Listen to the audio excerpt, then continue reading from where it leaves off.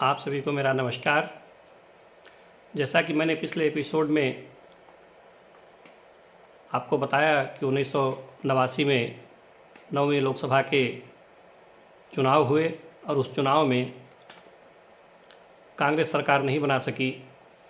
यद्यपि उस चुनाव में 198 सीटों के साथ कांग्रेस सबसे बड़ा दल बना, लेकिन जब पूर्ण बहुमत न होने के कारण जब महामहिम राष्ट्रपति महोदय ने सरकार बनाने के बारे में पूछा तो राजीव गांधी ने सरकार बनाने से इनकार कर दिया। जो संयुक्त मोर्चा था, जिसमें जनता दल, वाम मोर्चा और कुछ सहयोगी दल थे, इन दलों को मिलाकर के कुल 289 सीटों पर इन्होंने चुनाव जीता था। और अब जो देश का नया प्रधानमंत्री चुना जाना था वो इसी मोर्चे से चुना जाना था। मोर्चा के संसदीय दल की बैठक होनी थी और इस बैठक में नए नेता का चुनाव होना था, जो कि इस देश का अगला प्रधानमंत्री बनता। मोर्चे में मुख्यतः 3 नेता प्रधानमंत्री पद के लिए दावेदार थे। पहले नंबर पर थे विश्वनाथ प्रताप सिंह, दूसरे नंबर थे बलिया के श्री चंद्रशेखर और तीसरे थे हरियाणा के मुख्यमंत्री श्री देवीलाल। वास्तव में प्रधानमंत्री पद के लिए दावेदारी 2 ही लोगों की बन रही थी, श्री विश्वनाथ प्रताप सिंह की और श्री चंद्रशेखर की। और विश्वनाथ प्रताप सिंह की दावेदारी ज़्यादा मजबूत थी, क्योंकि ये माना जा रहा था कि कांग्रेस के खिलाफ जो माहौल उन्होंने बनाया है, राजीव गांधी की सरकार के ऊपर उन्होंने जो भ्रष्टाचार के आरोप लगाए हैं और जनता के बीच में जा कर के उन्होंने जो यात्राएं निकाली थीं, इसी के कारण जनता दल की विजय हुई है और कांग्रेस पराजित हुई है। चंद्रशेखर को ये लग रहा था कि चूँकि मैं जनता पार्टी का अध्यक्ष हूँ और मैं सबसे वरिष्ठ हूँ और सारे नेता चूँकि मेरा सम्मान करते हैं, इस कारण से मैं जनता दल संसदीय दल का नेता चुना जाऊँगा और मैं ही प्रधानमंत्री बनूँगा। तीसरे दावेदार जो थे चौधरी देवीलाल, उनका ये मानना था कि हरियाणा में मैंने कांग्रेस को हराया है सबसे पहले, इसलिए मेरी दावेदारी बनती है और मैं उम्र में सबसे बड़ा हूँ। प्रधानमंत्री चुने जाने के लिए और संसदीय दल का नेता चुने जाने के लिए बैठकें शुरू हो गई, गोलबंदी शुरू हो गई, लॉबिंग शुरू हो गई। एक बैठक ऐसी ही श्री चंद्रशेखर के आवास साउथ एवेन्यू पे चल रही थी, जिसमें वो अपने लोगों से बात कर रहे थे। नंबूदरी पाठ थे, उसमें ज्योति बसु थे, अटल बिहारी वाजपेयी थे। उन पे चर्चा पर चर्चा कर रहे थे कि एक घटना हो गई। सर्वोच्च न्यायालय के वरिष्ठ वकील, जो कि बाद में राज्यसभा के मेंबर रहे, केंद्रीय कानून मंत्री रहे, श्री राम जेठमलानी ने स्वयं या किसी के कहने पर या किन कारणों से चंद्रशेखर के आवास के बाहर जाकर के धरना देना शुरू कर दिया और कहा कि चंद्रशेखर को किसी कीमत पर इस देश के प्रधानमंत्री नहीं बनना चाहिए, इनको जनता दल का नेता नहीं चुना जाना चाहिए। जब वो धरने पर बैठे थे तो उनको ये अंदाज़ा नहीं था कि उनके साथ क्या होने वाला है। चंद्रशेखर के समर्थक जो उस समय वहाँ जमा थे, चूँकि राजनीतिक गहमा गहमी बहुत थी, चंद्रशेखर के समर्थकों ने राम जेठमलानी की पिटाई कर दी, उनके कपड़े फाड़ डाले। बाद में राम जेठमलानी की ये बहुत सारी फटे कपड़ों के साथ तस्वीरें जो है मीडिया में या प्रिंट मीडिया में, इलेक्ट्रॉनिक मीडिया में बहुत सारी उनकी तस्वीरें आईं। राम जेठमलानी एक जाने माने वकील थे और ये कहा जाता था कि कोई भी आदमी सीधे राम जेठमलानी के मुंह तक लगने की कोशिश नहीं करता था, लेकिन यहाँ चंद्रशेखर के समर्थकों ने उनकी पिटाई कर डाली, उनके कपड़े फाड़ डाले। ये कहा जाने लगा कि चूँकि ये बलिया वाले थे इसलिए ज़्यादा बहुत सोच विचार नहीं करते हैं, जो सामने आता है, जो ठीक लगता है वही करते हैं उनको। लेकिन चंद्रशेखर को ये लग रहा था कि चूँकि बीपी सिंह के पक्ष में उनको चूँकि चंद्रशेखर पुराने राजनेता थे, तो उनको ये अनुभव था कि बीपी सिंह के पक्ष में माहौल ज़्यादा है, और ख़ास करके जो उत्तर भारत की बेल्ट में जो विजय हुई है, ख़ास करके उत्तर प्रदेश, बिहार या इस टाइप के बेल्ट में जो विजय हुई है, उसमें बीपी सिंह का प्रभाव काफ़ी ज़्यादा रहा था। तो उनको ऐसा लग रहा था कि कहीं न कहीं अंत में बीपी सिंह को ही नेता चुना जाएगा संसदीय दल का। उन्होंने अपने सहयोगियों से चर्चा करी। उस समय के एक प्रसिद्ध तांत्रिक थे चंद्रास्वामी साहब, चंद्रास्वामी से, और नानाजी देशमुख थे, कैलाशनाथ अग्रवाल थे जिनको मामा जी कहा जाता था, हरकिशोर सिंह थे बिहार के। ये सब उनके गुट के थे, और इन लोगों से उन्होंने चर्चा करी, और इन लोगों ने एक रणनीति बनाई कि अगर बीपी सिंह को प्रधानमंत्री या नेता संसदीय दल चुना जाए, तो इससे बेहतर ये है कि हम दूसरी रणनीति पर काम करें, और हम लोग सबसे पहले देवीलाल को प्रधानमंत्री बनाने के लिए उनके नाम का प्रस्ताव करें। देवीलाल को प्रधानमंत्री बनवा दिया जाए। ताऊ चूँकि हरियाणा से हैं और प्रधानमंत्री जैसा पद बहुत दिनों तक नहीं संभाल पाएंगे, और दूसरी चीज़ ये है कि उस जनता दल की सरकार को एक तरफ से वाम मोर्चा, दूसरी तरफ से भारतीय जनता पार्टी सपोर्ट कर रही थी, समर्थन कर रही थी। तो चंद्रशेखर को और उनके लोगों को ये लग रहा था कि ये लेफ़्ट और राइट का संतुलन बना नहीं पाएंगे, और चूँकि ताऊ हरियाणवी हैं तो बहुत जल्दी ही वो प्रधानमंत्री का पद छोड़ देंगे, 4-6-10 महीने में सरकार गिर जाएगी, और तब मेरे लिए अवसर होगा कि मैं प्रधानमंत्री बन सकूं। इसी समय एक दूसरी बैठक हो रही थी उड़ीसा भवन में, जिसमें विश्वनाथ प्रताप सिंह थे, अरुण नेहरू थे,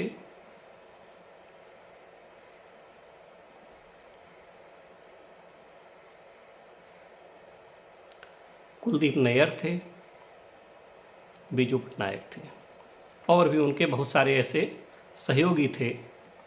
उन लोगों को ये सूचना प्राप्त हो चुकी थी कि चंद्रशेखर या उनके लोगों की रणनीति क्या है और वो क्या करने वाले हैं। वो देवीलाल को प्रधानमंत्री बनाने के लिए रणनीतियाँ बना रहे हैं। तो इन लोगों ने एक नई रणनीति बनाई, और देवीलाल के ही कंधे पर बंदूक रख करके चलाने की रणनीति तैयार कर ली गई। पूरी स्क्रिप्ट लिख दी गई, पूरी पटकथा तैयार हो गई। ताऊ यानी देवीलाल को इस पटकथा के बारे में पूरी तरह बता दिया गया, और ये भी बताया गया कि ये किसी को ये सीक्रेट है, ये इसको लीक न करें।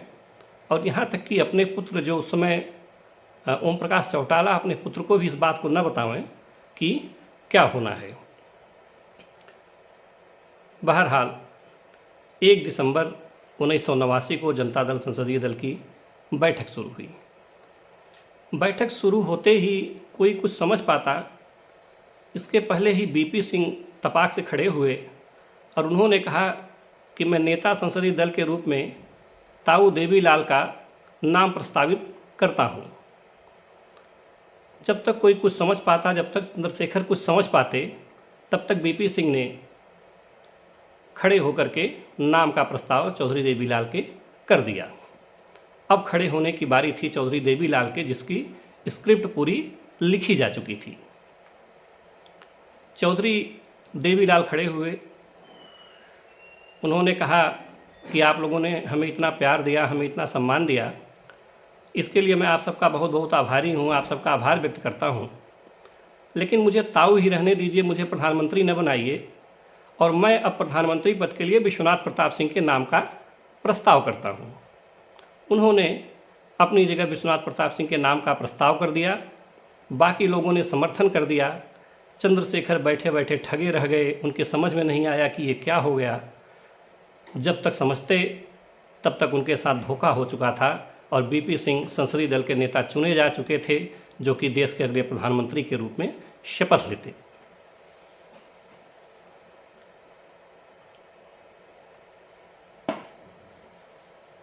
इस घटना के बारे में एक बार विश्वनाथ प्रताप सिंह से एक बड़ा उनका प्रसिद्ध इंटरव्यू हुआ था, तो उनसे पूछा गया था कि ऐसा आरोप लगता है कि आप धोखे से प्रधानमंत्री बने हैं।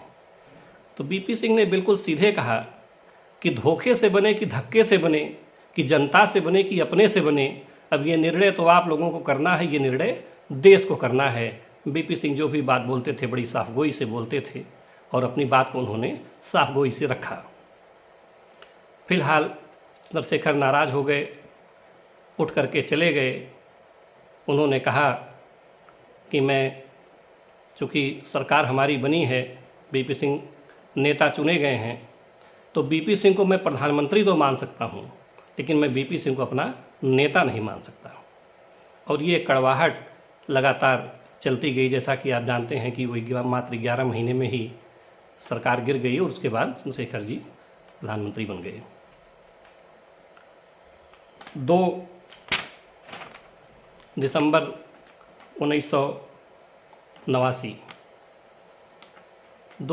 1989 की तारीख थी जब विश्वनाथ प्रताप सिंह ने इस देश के प्रधानमंत्री की पद की शपथ ली।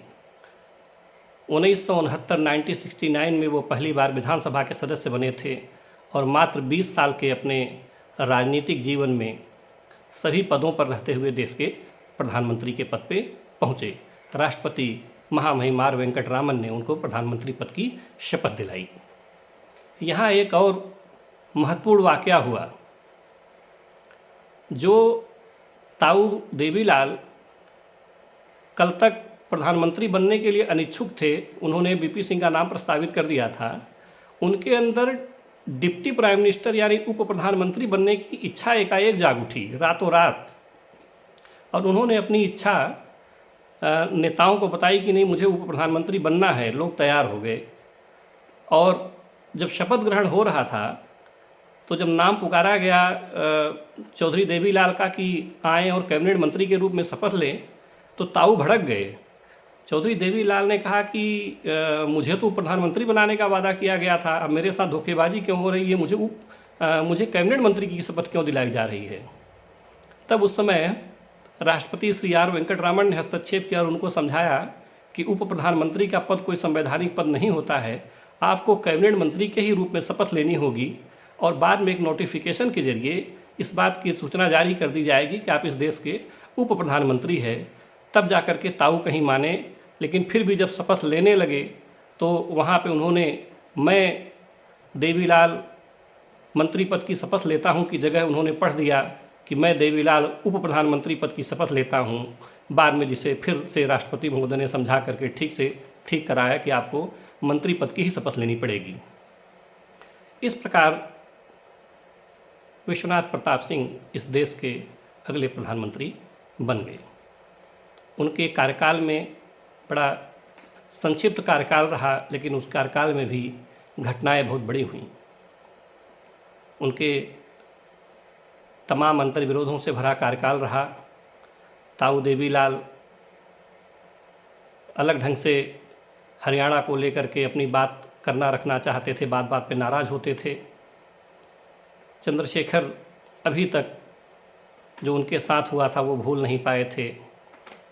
कई घटनाएं घटी इसी में। हरियाणा का मेहम कांड हो गया, जिसके बारे में मैं किसी दिन आपको बताऊंगा, जिसमें बड़ी राजनीतिक हिंसा हुई और अपने पुत्र मोह के कारण अंत में चौधरी देवीलाल ने उप प्रधानमंत्री पद से उनको हाथ धोना पड़ा। दूसरी घटना मंडल आयोग की सिफारिशों का लागू किया जाना था, जिसे बीपी सिंह ने लागू किया। और तीसरी घटना हुई राम जन्मभूमि आंदोलन, जिसमें कि आडवाणी जी सोमनाथ से अपनी यात्रा, राम रथ यात्रा लेकर के निकले। आज के एपिसोड में बस इतना ही।